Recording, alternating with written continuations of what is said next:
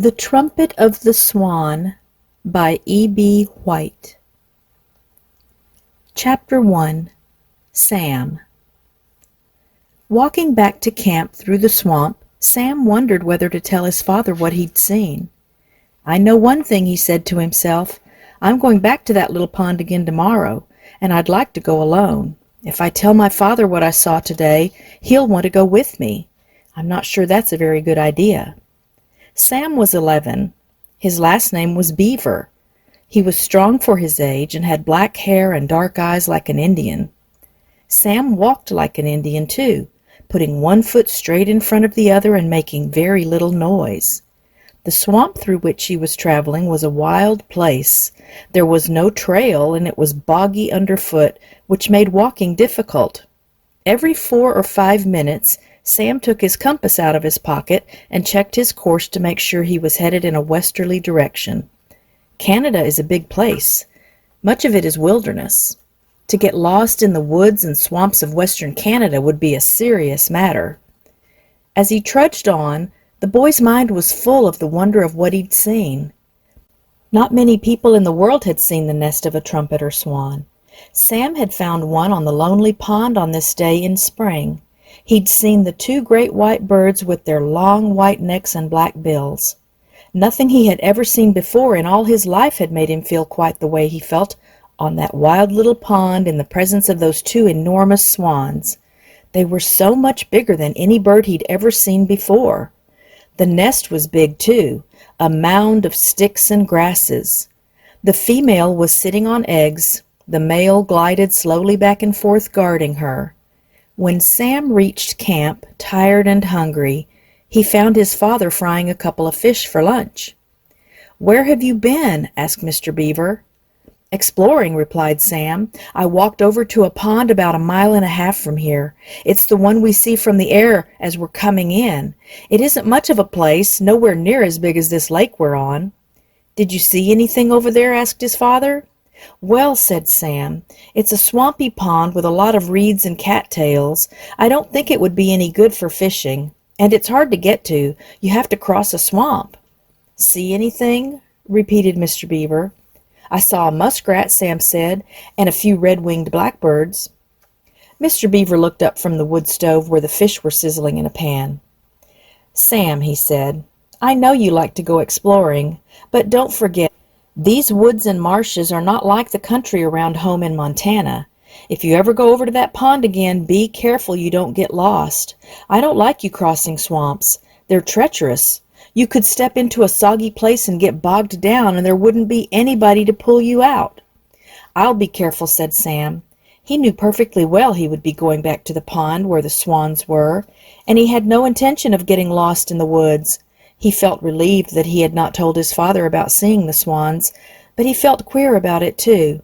Sam was not a sly boy, but he was odd in one respect. He liked to keep things to himself, and he liked being alone, particularly when he was in the woods.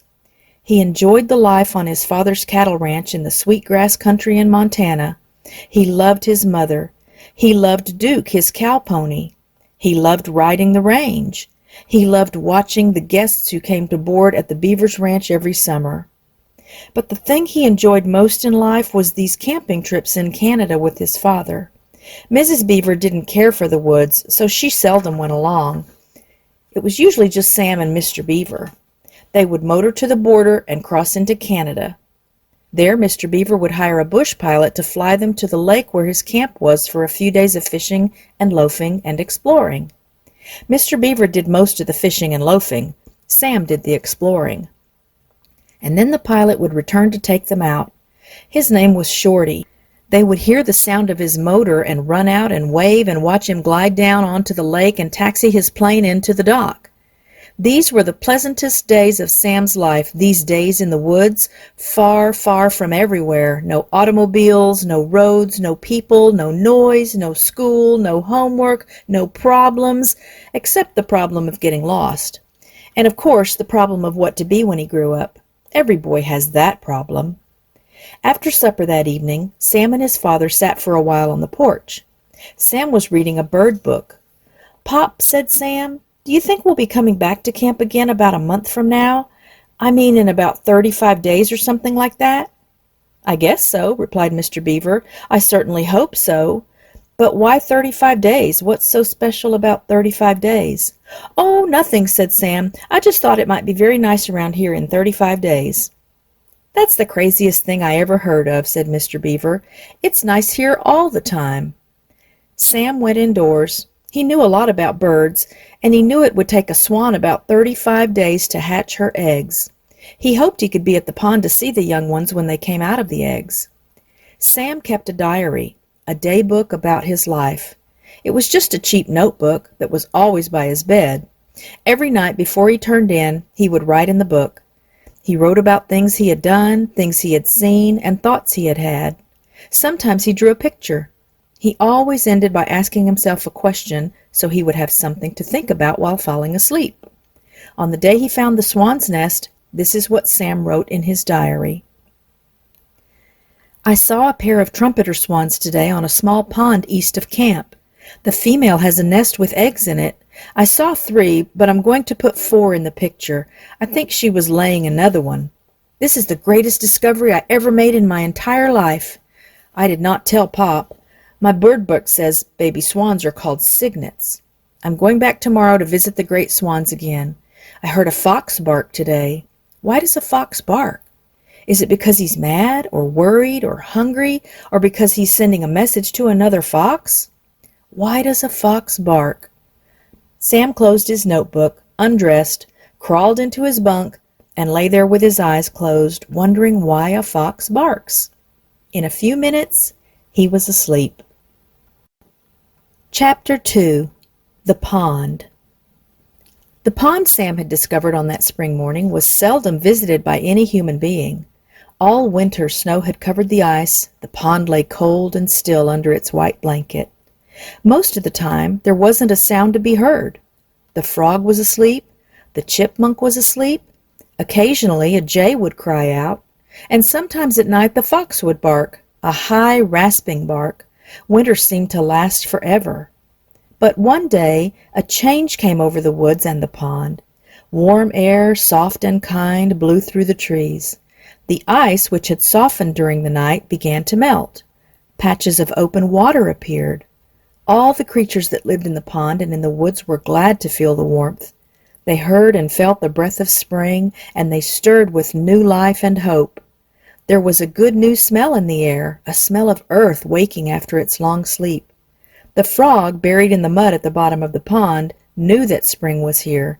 The chickadee knew and was delighted. Almost everything delights a chickadee. The vixen, dozing in her den, knew she would soon have kits. Every creature knew that a better, easier time was at hand. Warmer days, pleasanter nights. Trees were putting out green buds. The buds were swelling. Birds began arriving from the south. A pair of ducks flew in. The red-winged blackbird arrived and scouted the pond for nesting sites. A small sparrow with a white throat arrived and sang, "Oh, sweet Canada, Canada, Canada." And if you had been sitting by the pond on that first warm day of spring, suddenly toward the end of the afternoon, you would have heard a stirring sound high above you in the air, a sound like the sound of trumpets. "Ko-ho! Ko-ho!" And if you had looked up, you would have seen high overhead 2 great white birds. They flew swiftly, their legs stretched out straight behind, their long white necks stretched out ahead, their powerful wings beating steady and strong. "Ko-ho! Ko-ho! Ko-ho!" A thrilling noise in the sky, the trumpeting of swans. When the birds spotted the pond, they began circling, looking the place over from the air. Then they glided down and came to rest in the water, folding their long wings neatly along their sides and turning their heads this way and that to study their new surroundings. They were trumpeter swans, pure white birds with black bills. They had liked the looks of the swampy pond and had decided to make it their home for a while and raise a family. The 2 swans were tired from the long flight. They were glad to be down out of the sky. They paddled slowly about and then began feeding, thrusting their necks into the shallow water and pulling roots and plants from the bottom. Everything about the swans was white except their bills and their feet. Those were black. They carried their heads high. The pond seemed a different place because of their arrival. For the next few days, the swans rested. When they were hungry, they ate. When they were thirsty, which was a great deal of the time, they drank. On the 10th day, the female began looking around to find a place to build her nest. In the spring of the year, nest building is uppermost in a bird's mind. It is the most important thing there is. If she picks a good place, she stands a good chance of hatching her eggs and rearing her young. If she picks a poor place, she may fail to raise a family. The female swan knew this. She knew the decision she was making was extremely important. The two swans first investigated the upper end of the pond where a stream flowed slowly in. It was pleasant there, with reeds and bulrushes. Red-winged blackbirds were busy nesting in this part of the pond, and a pair of mallard ducks were courting. Then the swans swam to the lower end of the pond, a marsh with woods on one side and a deer meadow on the other. It was lonely here. From one shore, a point of land extended out into the pond. It was a sandy strip like a little peninsula, and at the tip of it, a few feet out into the water, was a tiny island, hardly bigger than a dining table. One small tree grew on the island, and there were rocks and ferns and grasses. "Take a look at this," exclaimed the female as she swam round and around. "Coho!" replied her husband, who liked to have someone ask his advice. The swan stepped cautiously out onto the island. The spot seemed made to order, just right for a nesting place. While the male swan floated close by, watching, she snooped about until she found a pleasant spot on the ground. She sat down to see how it felt to be sitting there.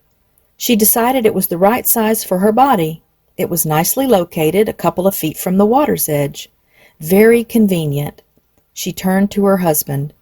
"What do you think?" she said. "An ideal location," he replied. "A perfect place. And I will tell you why it's a perfect place," he continued majestically. "If an enemy, a fox or a coon or a coyote or a skunk, wanted to reach this spot with murder in his heart, he'd have to enter the water and get wet. And before he could enter the water, he'd have to walk the whole length of that point of land. And by that time, we'd see him or hear him, and I would give him a hard time." The male stretched out his great wings 8 feet from tip to tip and gave the water a mighty clout to show his strength. This made him feel better right away. When a trumpeter swan hits an enemy with his wing, it's like being hit by a baseball bat. A male swan, by the way, is called a cob. No one knows why, but that's what he's called. A good many animals have special names. A male goose is called a gander. A male cow is called a bull. A male sheep is called a ram. A male chicken is called a rooster, and so on. Anyway, the thing to remember is that a male swan is called a cob.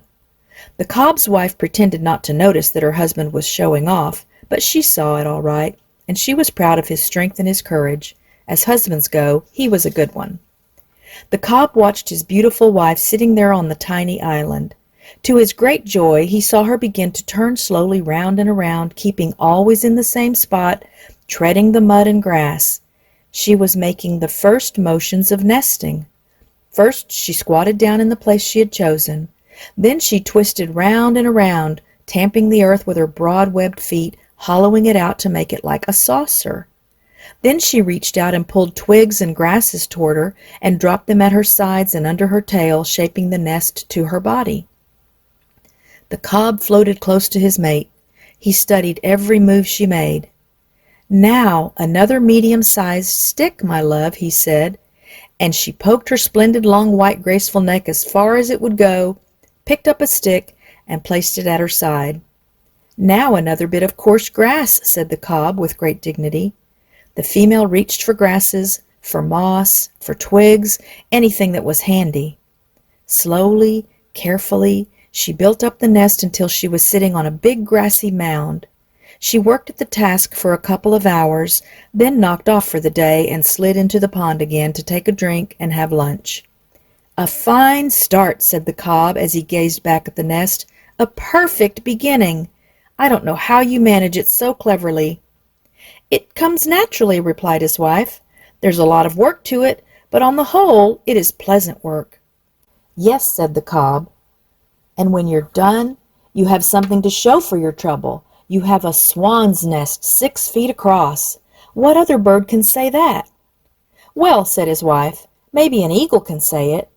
"Yes, but in that case it wouldn't be a swan's nest, it would be an eagle's nest, and it would be high up in some old dead tree somewhere instead of right down near the water with all the conveniences that go with water." They both laughed at this. Then they began trumpeting and splashing and scooping up water and throwing it on their backs, darting about as though they had suddenly gone crazy with delight. "Coho! Coho! Coho!" they cried. Every wild creature within a mile and a half of the pond heard the trumpeting of the swans. The fox heard, the raccoon heard, the skunk heard. One pair of ears heard that did not belong to a wild creature, but the swans did not know that. Chapter 3. A Visitor. One day, almost a week later, the swan slipped quietly into her nest and laid an egg. Each day she tried to deposit one egg in the nest. Sometimes she succeeded, sometimes she didn't. There were now 3 eggs and she was ready to lay a 4th. As she sat there with her husband, the cob, floating gracefully nearby, she had a strange feeling that she was being watched. It made her uneasy. Birds don't like to be stared at. They particularly dislike being stared at when they are on a nest. So the swan twisted and turned and peered everywhere. She gazed intently at the point of land that jutted out into the pond near the nest. With her sharp eyes, she searched the nearby shore for signs of an intruder. What she finally saw gave her the surprise of her life. There, seated on a log on the point of land, was a small boy. He was being very quiet, and he had no gun. "Do you see what I see?" the swan whispered to her husband. "No, what?" "Over there on that log. It's a boy. Now what are we going to do?" "How did a boy get here?" whispered the cob. "We're deep in the wilds of Canada. There are no human beings for miles around." "That's what I thought too," she replied. "But if that isn't a boy over there on that log, my name isn't 𝐒𝐲𝐴𝐷𝐿𝐴𝐴𝐷. The cob was furious. "I didn't fly all the way north into Canada to get involved with a boy," he said. "We came here to this idyllic spot, this remote little hideaway, so we could enjoy some well-deserved privacy." "Well," said his wife, "I'm sorry to see the boy too, but I must say he's behaving himself. He sees us, but he's not throwing stones. He's not throwing sticks. He's not messing around. He's simply observing." "I do not wish to be observed," complained the cob.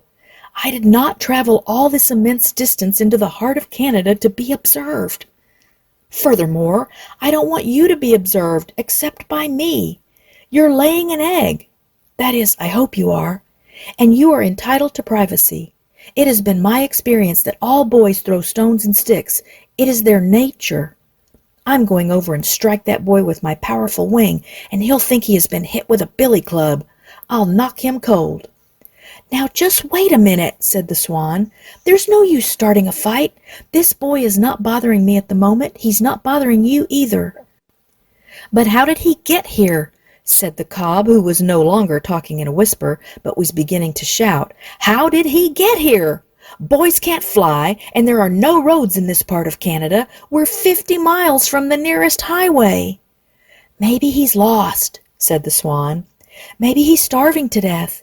Maybe he wants to rob the nest and eat the eggs. But I doubt it. He doesn't look hungry. Anyway, I've started this nest, and I have 3 beautiful eggs, and the boy's behaving himself at the moment, and I intend to go right ahead and try for a 4th egg." "Good luck, my love," said the cob. "I shall be here at your side to defend you if anything happens. Lay the egg." For the next hour, the cob paddled slowly round and around the tiny island, keeping watch. His wife remained quietly on the nest. Sam sat on his log, hardly moving a muscle. He was spellbound at the sight of the swans. They were the biggest water birds he had ever seen. He had heard their trumpeting and had searched the woods and swamps until he had found the pond and located the nest. Sam knew enough about birds to know that these were trumpeters. Sam always felt happy when he was in a wild place among wild creatures. Sitting on his log, watching the swans, he had the same good feeling some people get when they're sitting in church. After he had watched for an hour, Sam got up. He walked slowly and quietly away, putting one foot straight ahead of the other, Indian fashion, hardly making a sound. The swans watched him go. When the female left the nest, she turned and looked back. There, lying safely in the soft feathers at the bottom of the nest, was the fourth egg. The cob waddled out onto the island and looked in the nest. "A masterpiece," he said. "An egg of supreme beauty and perfect proportions. I would say that that egg is almost 5 inches in length." His wife was pleased. When the swan had laid 5 eggs, she felt satisfied. She gazed at them proudly. Then she settled herself on the nest to keep her eggs warm. Carefully, she reached down with her bill and poked each egg until it was in just the right spot to receive the heat from her body. The cob cruised around close by to keep her company and protect her from enemies. He knew that a fox prowled somewhere in the woods. He had heard him barking on nights when the hunting was good. Days passed, and still the swan sat quietly on the 5 eggs. Nights passed. She sat and sat, giving her warmth to the eggs. No one disturbed her. The boy was gone. Perhaps he would never come back. Inside of each egg, something was happening that she couldn't see. A little swan was taking shape. As the weeks went by, the days grew longer, the nights grew shorter. When a rainy day came, the swans just sat still and let it rain. "My dear," said the husband, the cob, one afternoon, "do you never find your duties onerous or irksome? Do you never tire of sitting in one place and in one position, covering the eggs with no diversions, no pleasures, no escapades or capers? Do you never suffer from boredom?" "No," replied his wife, "not really." "Isn't it uncomfortable to sit on eggs?" "Yes, it is," replied the wife, "but I can put up with a certain amount of discomfort for the sake of bringing young swans into the world." "Do you know how many more days you must sit?" he asked. "Haven't any idea," she said, "but I noticed that the ducks at the other end of the pond have hatched their young ones. I noticed that the red-winged blackbirds have hatched theirs, and the other evening I saw a striped skunk hunting along the shore, and she had 4 little skunks with her. So I think I must be getting near the end of my time. With any luck, we will soon be able to see our children, our beautiful little cygnets." "Don't you ever feel the pangs of hunger or suffer the tortures of thirst?" asked the cob. "Yes, I do," said his mate. "As a matter of fact, I could use a drink right now." The afternoon was warm. The sun was bright. The swan decided she could safely leave her eggs for a few minutes. She stood up. First, she pushed some loose feathers around the eggs, hiding them from view and giving them a warm covering in her absence. Then she stepped off the nest and entered the water. She took several quick drinks. Then she glided over to a shallow place, thrust her head under water, and pulled up tender greens from the bottom. She next took a bath by tossing water over herself. Then she waddled out onto a grassy bank and stood there preening her feathers. The swan felt good. She had no idea that an enemy was near. She failed to notice the red fox as he watched her from his hiding place behind a clump of bushes. The fox had been attracted to the pond by the sound of splashing water. He hoped he would find a goose. Now he sniffed the air and smelled the swan. Her back was turned, so he began creeping slowly toward her. She would be too big for him to carry, but he decided he would kill her anyway and get a taste of blood. The cob, her husband, was still floating on the pond. He spied the fox first. "Look out!" he trumpeted. "Look out for the fox who is creeping toward you even as I speak. His eyes bright, his bushy tail out straight, his mind lusting for blood, his belly almost touching the ground. You're in grave danger, and we must act immediately." While the cob was making this elegant speech of warning, something happened that surprised everybody. Just as the fox was about to spring and sink his teeth into the swan's neck, a stick came hurtling through the air. It struck the fox full on the nose, and he turned and ran away. The 2 swans couldn't imagine what had happened. Then they noticed a movement in the bushes. Out stepped Sam Beaver, the boy who had visited them a month ago. Sam was grinning. In his hand he held another stick in case the fox should return. But the fox was in no mood to return. He had a very sore nose, and he had lost his appetite for fresh swan. "Hello," said Sam in a low voice. "Coho! Coho!" replied the cob. "Coho!" said his wife. The pond rang with the trumpet sounds, sounds of triumph over the fox, sounds of victory and gladness. Sam was thrilled at the noise of swans, which some people say is like the sound of a French horn. He walked slowly around the shore to the little point of land near the island and sat down on his log. The swans now realized beyond any doubt that the boy was their friend. He had saved the swan's life. He had been in the right place at the right time and with the right ammunition. The swans felt grateful. The cob swam over toward Sam, climbed out of the pond, and stood close to the boy, looking at him in a friendly way and arching his neck gracefully. Once he ran his neck far out, cautiously, and almost touched the boy. Sam never moved a muscle. His heart thumped from excitement and joy. The female paddled back to her nest and returned to the job of warming the eggs. She felt lucky to be alive. That night, before Sam crawled into his bunk at camp, he got out his notebook and found a pencil. This is what he wrote. "I don't know of anything in the entire world more wonderful to look at than a nest with eggs in it. An egg, because it contains life, is the most perfect thing there is.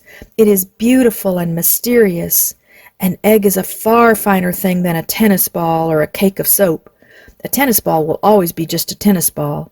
A cake of soap will always just be a cake of soap, until it gets so small nobody wants it and they throw it away. But an egg will someday be a living creature. A swan's egg will open and out will come a little swan. A nest is almost as wonderful and mysterious as an egg. How does a bird know how to make a nest? Nobody ever taught her. How does a bird know how to make a nest?" Sam closed his notebook, said good night to his father, blew out his lamp, and climbed into his bunk. He lay there wondering how a bird knows how to build a nest. Pretty soon his eyes closed and he was asleep. Chapter 4. The Cygnets. During the night, the swan thought she heard a pipping sound from the eggs, and in the hour just before dawn, she was sure she felt a slight movement under her breast, as though a tiny body were wiggling there. Perhaps the eggs at last were hatching.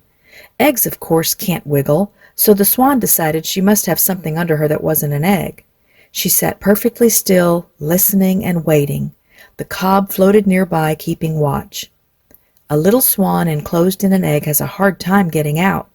It never would get out if nature had not provided it with two important things, a powerful neck muscle and a small dagger tooth on the tip of its bill. The tooth is sharp, and the baby swan uses it to pick a hole in the tough shell of the egg. Once the hole is made, the rest is easy. The cygnet can breathe now. It just keeps wiggling around until it wiggles free. The cob was expecting to become a father any minute now.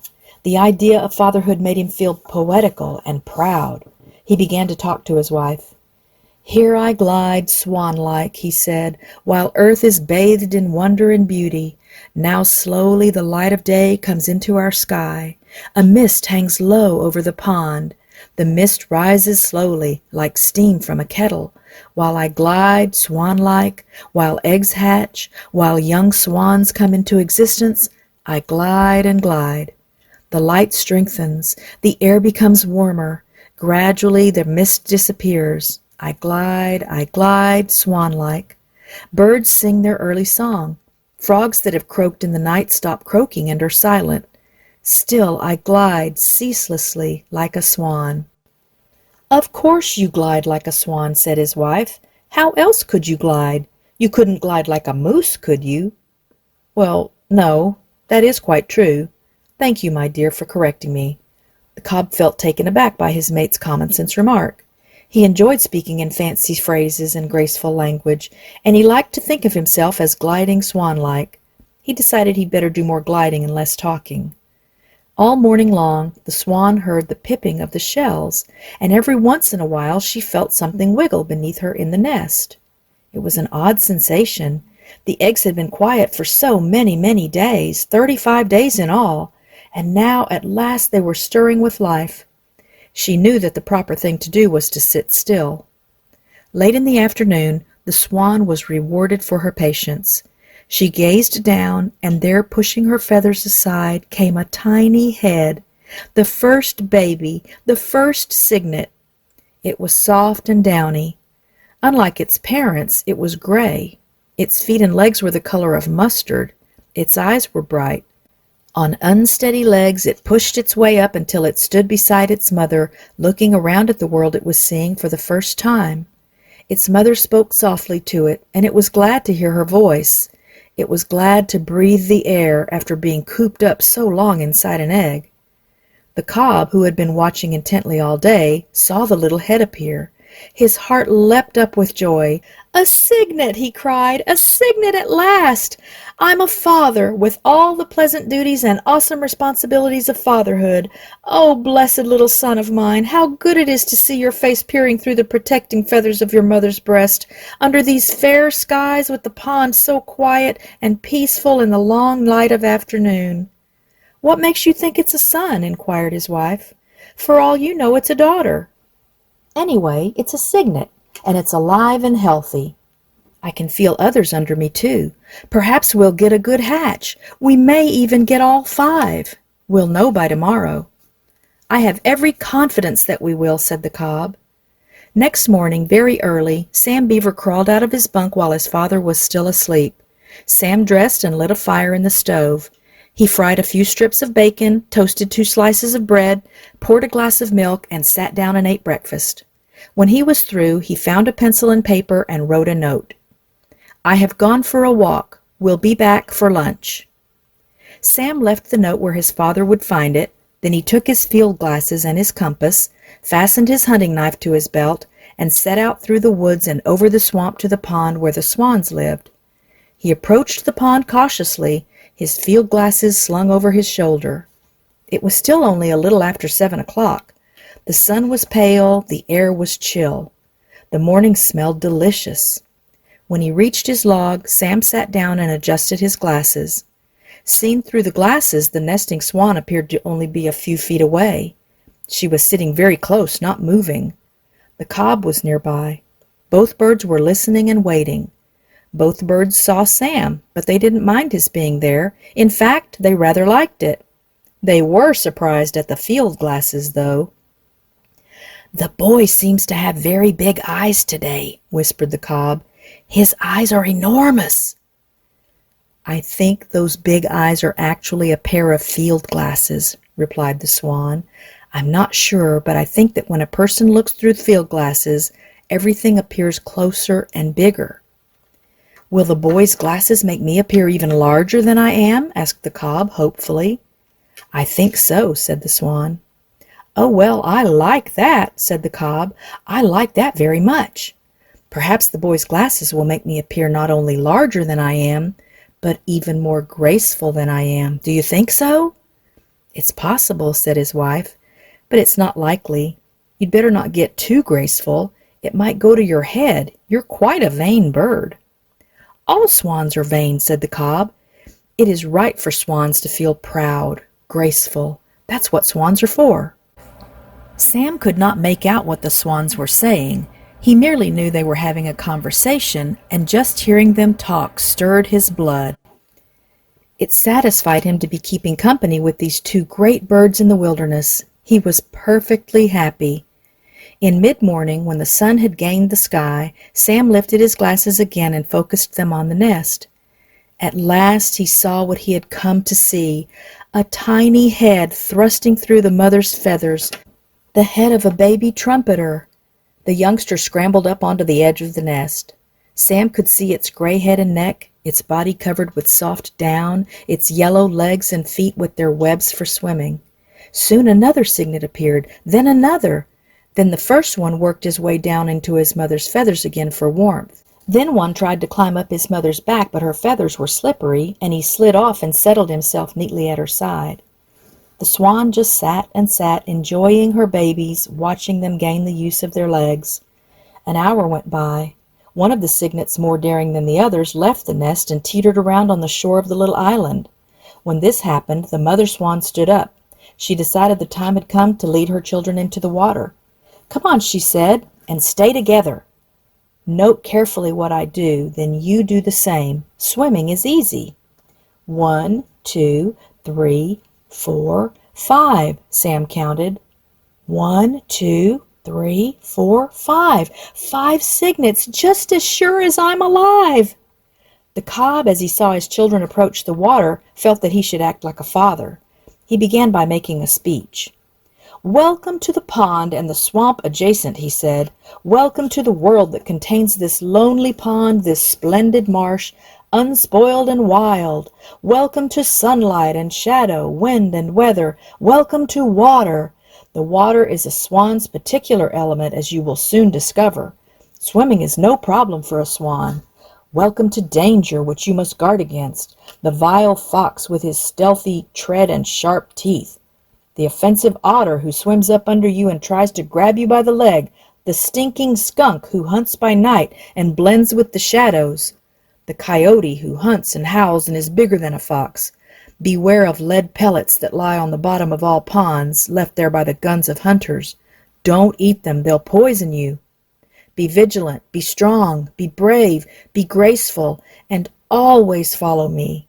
I will go first, then you will come along in single file, and your devoted mother will bring up the rear. Enter the water quietly and confidently." The mother swan, glad the speech was over, stepped into the water and called her little ones. The cygnets gazed for a second at the water, then tottered forward, gave a jump, and were afloat. The water felt good. Swimming was simple, nothing to it. The water was good to drink. Each baby dipped up a mouthful. Their happy father arched his long, graceful neck over and around them protectively. Then he set off very slowly, with the cygnets following along in single file. Their mother brought up the rear. "What a sight!" Sam said to himself. "What a terrific sight!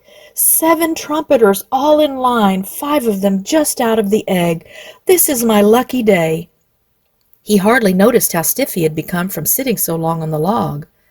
Like all fathers, the cob wanted to show off his children to somebody, so he led the cygnets to where Sam was.